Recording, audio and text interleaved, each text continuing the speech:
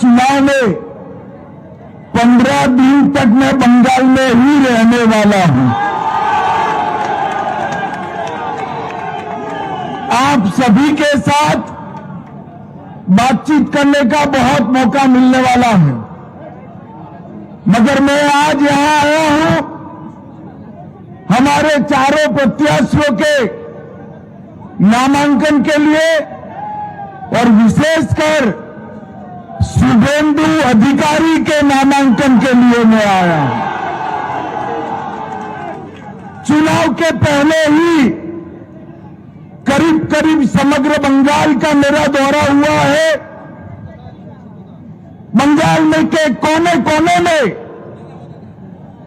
कलकत्ता जाइए, दुर्गापुर जाइए, उत्तर बंगाल जाइए, हर जगह पे एक ही आवाज है, ये सरकार को बदल दो, ममता बनर्जी को बाय बाय टाटा कर दो।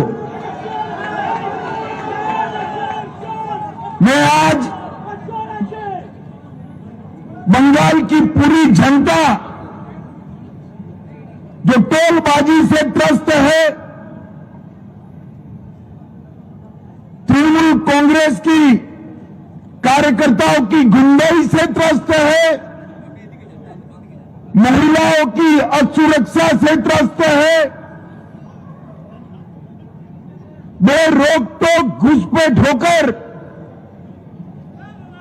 बंगाल की डेमोग्राफी चेंज हो रही है, इससे त्रस्त है। आए दिन बम धमाके, गोलीबारी से त्रस्त है,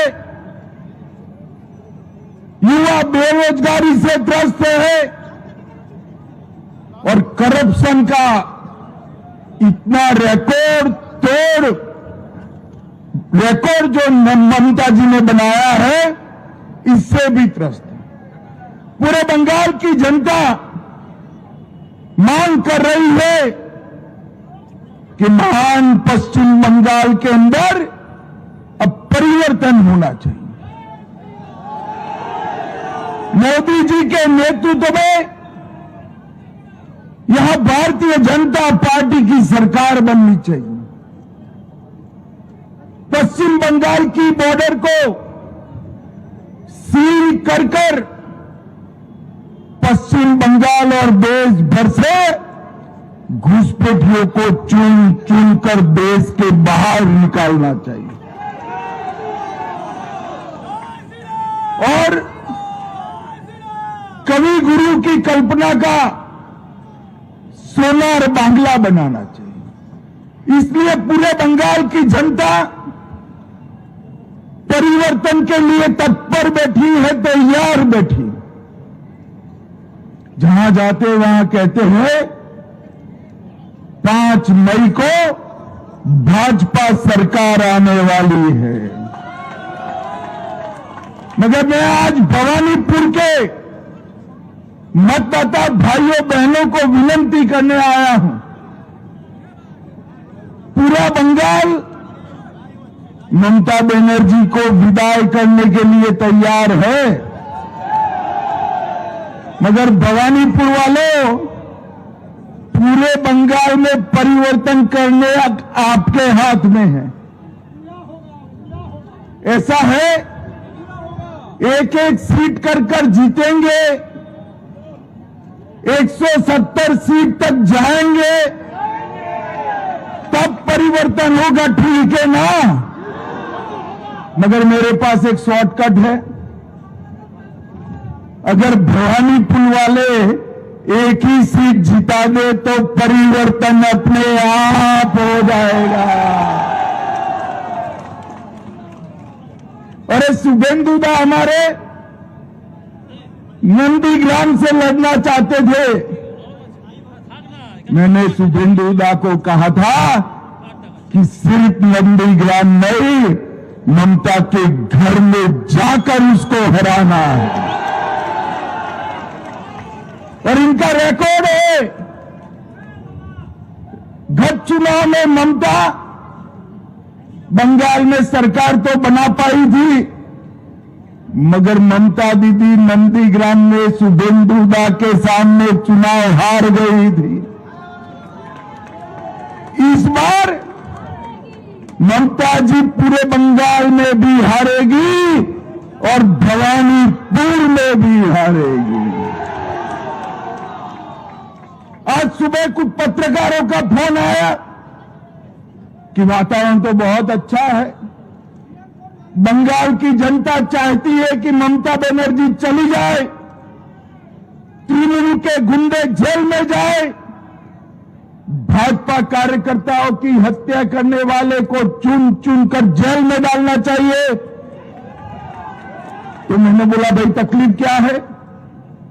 तो उन्होंने कहा टीएमसी के गुंडे वोट नहीं करने देंगे। मैंने कहा है इस बार कोई डरना मत, कोई गुंडे की औकात नहीं है जो बंगाल के वोटर्स को रोक पाए। इस बार भय मुक्त होकर वोटिंग करना है और सिर्फ हराना नहीं है टीएमसी को, मूल समेत उखाड़ कर बंगाल की खाड़ी में फेंक देना है।